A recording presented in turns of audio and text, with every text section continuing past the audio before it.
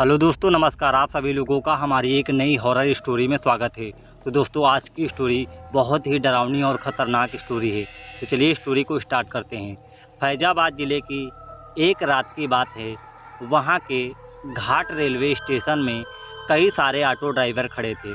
सभी सवारी आते ही एक एक करके उन्हें बैठाते और चले जाते थे। जैसे ही रात ज़्यादा होने लगती, ज़्यादातर ड्राइवर अपने अपने घर को चले जाते थे। उसी रात दुर्गेश ऑटो ड्राइवर भी घाट रेलवे स्टेशन पर था। वो भी दूसरे ड्राइवरों की तरह घर जाने ही वाला था।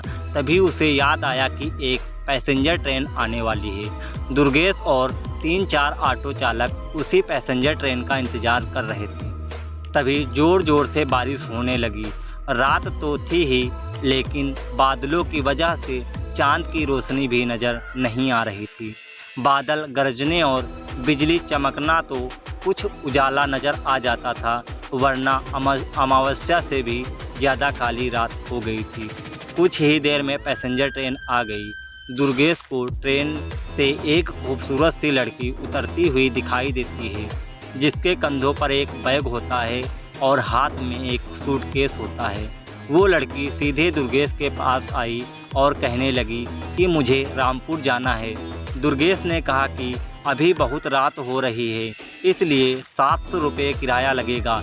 अगर आप सुबह जाएंगी तो मैं आपको 200 रुपये में ही छोड़ दूंगा। लड़की ने जवाब दिया, मुझे अभी जाना है, आप ले चलिए, मैं पैसा दे दूंगी। दुर्गेश ने कहा, मैडम आप पहले मुझको पैसे दे दीजिए, मैं आपको सही सलामत आपके घर छोड़ दूंगा।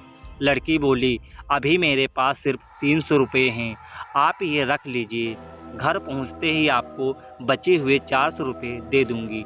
इतना सुनते ही दुर्गेश ने कहा, ठीक है मैडम, आप ऑटो में बैठ जाइए।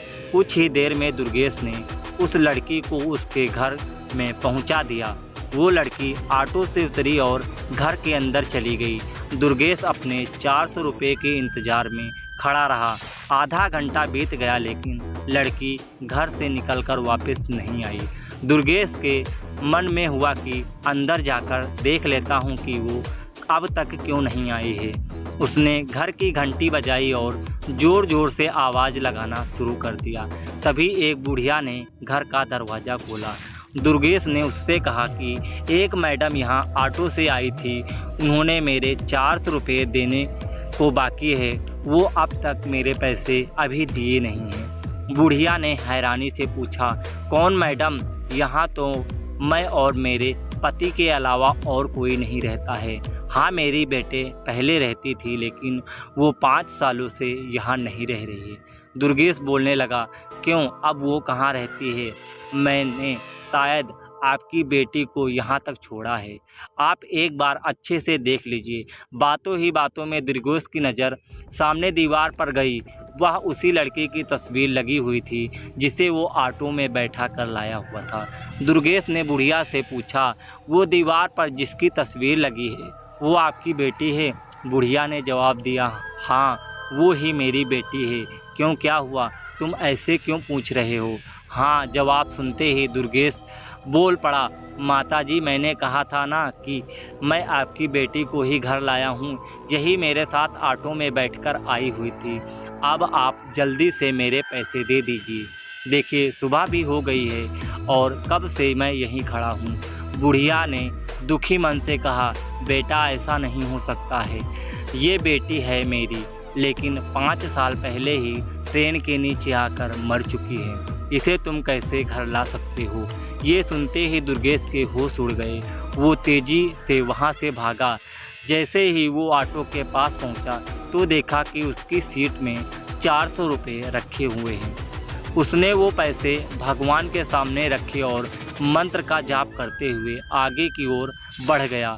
उसके मन में बहुत सारे विचार उठ रहे थे कि आज तो सवारी बैठाना और पैसेंजर ट्रेन के लालच में मेरी जान जाते जाते बच गई। उस दिन से दुर्गेश रात को ऑटो चलाना बंद कर देता है। वो सिर्फ दिन के समय ही सवारी लाता और रात होते ही वह आराम से घर पर आकर सो जाता था।